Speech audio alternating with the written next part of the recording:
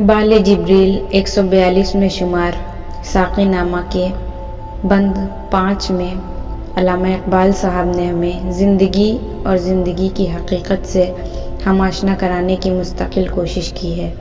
इस बंद के अशार में अल्लामा इकबाल मज़ीद एक कदम आगे बढ़ते दिखाई देते हैं। उनकी फ़िक्र व नज़र में ज़िंदगी की कुछ ऐसी हकीकतें भी हैं जो अमूमी सतह पर इंसानों की नज़रों से पोशीदा रहती हैं। चुनांचा इन अशार में वो इसी नौइयत के राजों से पर्दा उठाते हैं। इस नज़्म की तशरीह समझने से पहले, इसका मतलब समझने से पहले इस नज़्म के लफ्ज़ों को हूबहू पढ़ लें।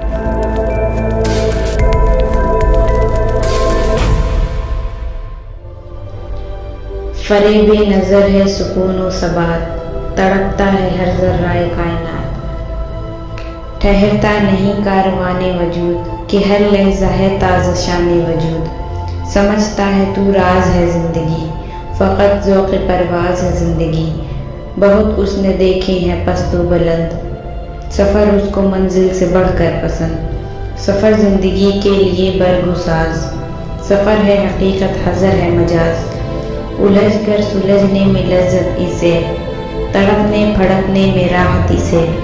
हुआ जब इसे सामना मौत का, कठिन था बड़ा थामना मौत का। उतर कर जहाने मकाफात में, रही जिंदगी मौत की घात में। मज़ाक़े दुई से बनी ज़ौज ज़ौज, उठी दस्तों को सार से फौज फौज। गुल उस शाख से टूटते भी रहे, उसी शाख से फूटते भी रहे।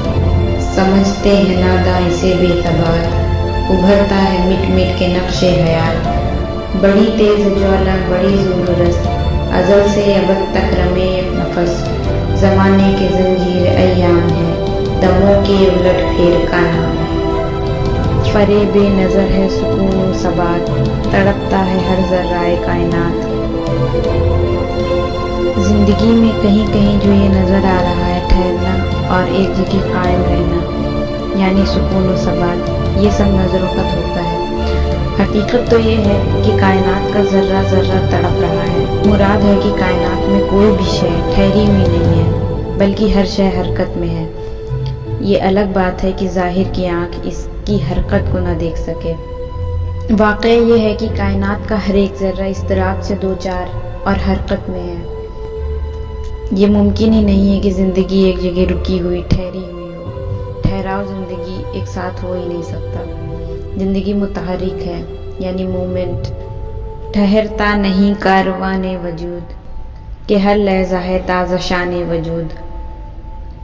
इसी पस मंज़र में ये बात भी कही जा सकती, इंसानी वजूद भी हर लम्हे मुतहरिक रहता है और मुख्तलिफ जहतों से हमकिनार रहता है। यानी वजूद के काफ़िले को किसी एक जगह करार नहीं। वजूद तख्लीक यानी क्रिएशन। वजूद की शान हरदम ताज़ा रहती है। मुराद ये है कि वजूद हर वक्त नए नए रंग बदलता है और गूनागूं जलवे दिखाता रहता है। उसे ठहराव स्टैटिक फॉर्म पसंद नहीं है। ज़िंदगी जामिद नहीं है, स्टैटिक नहीं है।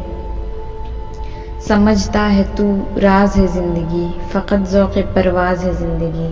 जो लोग हकीकत से वाकिफ़ नहीं हैं वो ज़िंदगी को एक राज समझते हैं, और ये दुरुस्त है कि ज़िंदगी अपनी असल के एतबार से राज ही है। लेकिन अरबाब नज़र ये जानते हैं कि ज़िंदगी ज़ौक़ परवाज़ यानी उड़ान की लज्जत का दूसरा नाम है। ये उड़ान को पसंद करती है, एक के बाद एक नए सफ़र को पसंद करती है। इसे ठहराव पसंद नहीं है। यानी ज़िंदगी की गायत ये है कि वो हर वक्त अर्तकाई मनाज़िल तय करती है और दम बदम तरक्की की बुलंदियों को चढ़ती जाती है।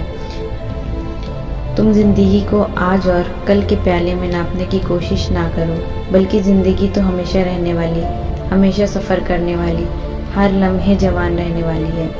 ज़िंदगी लज्जत परवास के अलावा और कुछ भी नहीं है। आशियाना इसकी फितरत को रास नहीं। ये एक जगह रुक कर छुप कर बैठने वाली नहीं है। बहुत उसने देखे हैं पस्तो बुलंद, सफ़र इसको मंजिल से बढ़कर पसंद। जान ले कि ज़िंदगी तो बेशुमार बुलंदियों और पस्तियों से होकर गुजरती है। हरकत और गर्दिश उसकी सरश्त है।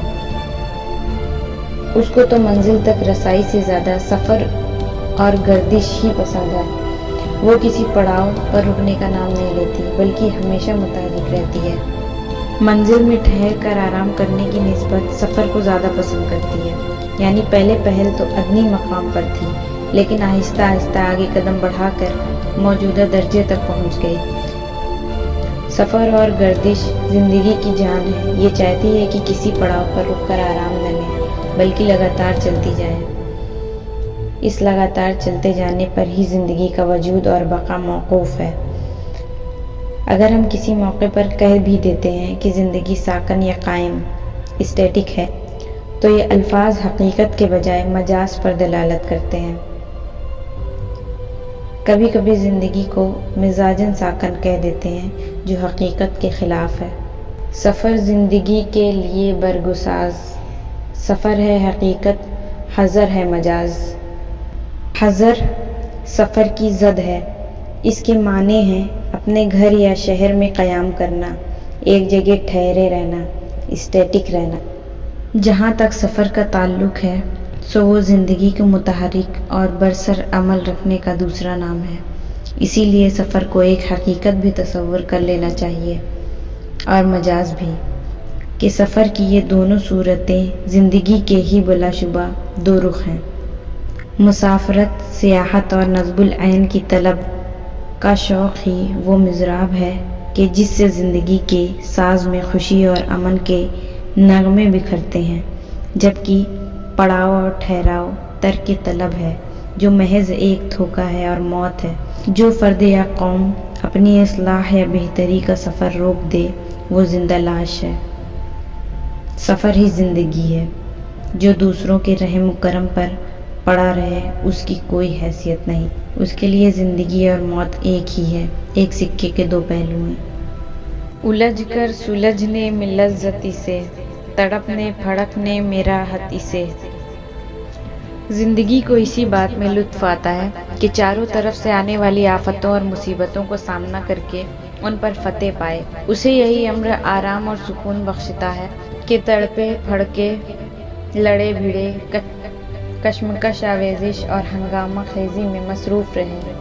زندگی اسی صورت ترقی کر سکتی ہے کہ راستے میں پیش آنے والی تمام رکاوٹوں اور مشکلوں کا بہادرانہ مقابلہ کر کے ان پر غلبہ حاصل کرے۔ اگر وہ اپنے ماحول سے جنگ نہ کرتی، اگر وہ غیر مناسب حالات سے متصادم نہ ہوتی، اگر وہ مشکلات کا مقابلہ نہ کرتی تو ابھی تک حشرات الارض ہی کی شکل میں ہوتی۔ حضرت انسان میں اس کا جلوہ نظر نہ آتا۔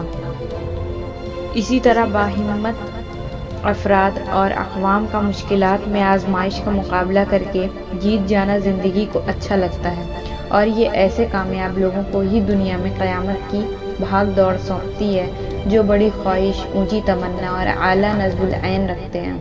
ہوا جب اسے سامنا موت کا، کٹھن تھا بڑا تھامنا موت کا۔ کائنات میں زندگی کی سب سے بڑی دشمن یا مخالف موت یا فنا تھی، لیکن زندگی اپنی مخفی قوتوں کی بدولت موت پر غالب آ گئی۔ اس کی وضاحت یہ ہے کہ زندگی پہلی مرتبہ ظاہر ہوئی تو پروٹوپلازم کی شکل میں ظاہر ہوئی، یعنی مادہ حیات۔ اس ابتدائی یا اولین جوہر حیات میں نہ حواس خمسہ ہے، نہ شعور ہے، یہ ادراک ہے، نہ نظام عصبی ہے، نہ استقواء ہے، نہ دوسرے اعضاء ہیں۔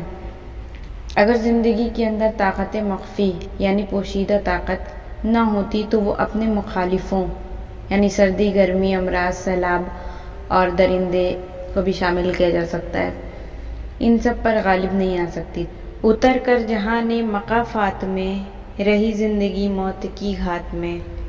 زندگی نے اپنی حیرت انگیز اور مسخر کرنے والی قوتوں کے ہتھیاروں سے موت پر فتح پا لی۔ موت بظاہر تو جسم کو مار کر چلی جاتی ہے، لیکن اجل کے بعد زندگی انتقام لینے کے لیے اس جسم سے نکل کر موت کا پیچھا شروع کر دیتی ہے، اور بالآخر یہ موت کو شکار کر کے ایک نئی صورت میں کسی نئے جسم میں ظاہر ہو جاتی ہے۔ یعنی موت زندگی کو اتنا شکار نہیں کر پاتی جتنا زندگی موت کا شکار کرتی ہے۔ مذاق دوئی سے بنی زوج زوج، اٹھی دستوں کو حصار سے فوج فوج۔ ظاہر ہے خدا نے ہر چیز کا جوڑا پیدا فرمایا ہے، اسی لیے زندگی نر اور مادے کے ملنے سے جوڑا جوڑا بن گئی۔ بالآخر وہ جنگلوں اور پہاڑوں، ہر جگہ سے بے شمار فوجوں کی شکل میں ظاہر ہوئی۔ گل اس شاخ سے ٹوٹتے بھی رہے، اسی شاخ سے پھوٹتے بھی رہے۔ پرسنلی یہ شعر مجھے بہت پسند ہے۔ اس شعر کی 2 لائن ہی مجھے بہت متاثر کرتی تھی کہ گل اس شاخ سے ٹوٹتے بھی رہے، یعنی پھول جو ہوتے ہیں وہ اسی شاخ سے ٹوٹ بھی رہے ہیں اور اسی شاخ میں نئے نئے پھول، نئے نئے کونپلیں پھوٹ بھی رہی ہیں۔ اس کی امیجنیشن ہی خود میں ایک مائنڈ میں بہت بیوٹیفل امیجنیشن پیش کرتی ہیں۔ یعنی زندگی کو اگر کسی پودے کی شاخ تصور کر لیا جائے تو ایک جانب تو پھول اسی شاخ سے ٹوٹتے رہے، دوسری طرف اسی شاخ سے پھولوں کی نمود ہوئی، یعنی اسی سے پیدا بھی ہوئے۔ مراد یہ ہے کہ زندگی موجود سے عدم اور عدم سے موجود کی صورت اختیار کرتی رہتی ہے۔ سمجھتے ہیں ناداں اسے بے ثبات، ابھرتا ہے مٹ مٹ کے نقش حیات۔ جو لوگ علم الحیات سے ناواقف ہیں وہ اسے بے ثبات یعنی ناپائیدار اور فانی تصور کرتے ہیں کہ یہ تو ختم ہو جانا ہے، فانی ہے، فنا ہو جانا ہے۔ ناپائیدار یعنی انسسٹینیبل، حالانکہ معاملہ اس کے برعکس ہے۔ حقیقت تو یہ ہے کہ اگر زندگی کی ادنی صورت مٹ جاتی ہے تو اس سے اعلیٰ صورت نمودار ہو جاتی ہے۔ وہ کبھی بھی ختم نہیں ہوتی، وہ کبھی بھی فانی نہیں ہو سکتی۔ اسے ناپائیدار سمجھنا ایک کم ظرفی ہے۔ بڑی تیز جولا بڑی زور رست، ازل سے ابد تک رمے یک نفس۔ جان لیں زندگی اس قدر تیز رفتار ہے کہ آن کی آن میں منزل تک رسائی حاصل کر لیتی ہے۔ یہ تو ایسی حقیقت ہے جو آغاز سے سانس کی آمد و شد یعنی سانس کا آنا جانا کے حوالے سے اپنے وجود کا ثبوت پیش کر رہی ہے۔ یہی وجہ ہے کہ زندگی ہمیشہ ابد تک قائم و دائم رہے گی۔ موقت قطعی طور پر اس کی ہم پلہ نہیں ہو سکتی۔ زمانہ کے زنجیر ایام ہے، دموں کے الٹ پھیر کا نام۔ زمانہ ایک طرح سے دونوں کی زنجیر ہے، یعنی یہ دنوں، مہینوں، سالوں کی باہمی تسلسل کا دوسرا نام ہے۔ اسی تسلسل کی وجہ سے زمانے کو زنجیر کہا گیا ہے۔ یہ زمانہ سانسوں کے آنے جانے اور گردش کا نام ہے۔ گویا زمانے زندگی کے مسلسل حرکت میں رہنے ہی کا ایک صورت ہے۔ زندگی از دہر و دہر از زندگی است، لا تسب الدہر فرمان نبی است۔ یہ بہت خوبصورت شعر علامہ اقبال صاحب نے کہا ہے، جس کا مطلب ہے زندگی زمانہ ہے اور زمانہ زندگی سے ہی ہے۔ حضور اکرم صلی اللہ علیہ وسلم کا فرمان ہے کہ زمانے کو برا نہ کہو۔ سبحان اللہ۔ ساقی نامہ کے اگلے بند میں ہم جانیں گے خودی کے بارے میں، سیلف۔ یہ میرا فیوریٹ ٹاپک ہے، سیلف۔ اس پر گھنٹوں بات کی جا سکتی ہے۔ خود کو سمجھنا، اپنے ایکسپیرینس، اپنے آپ کو ایکسپلور کرنا از دا بیسٹ تھنگ ایور۔ ہمارے ساتھ جڑے رہنے کے لیے بہت بہت شکریہ۔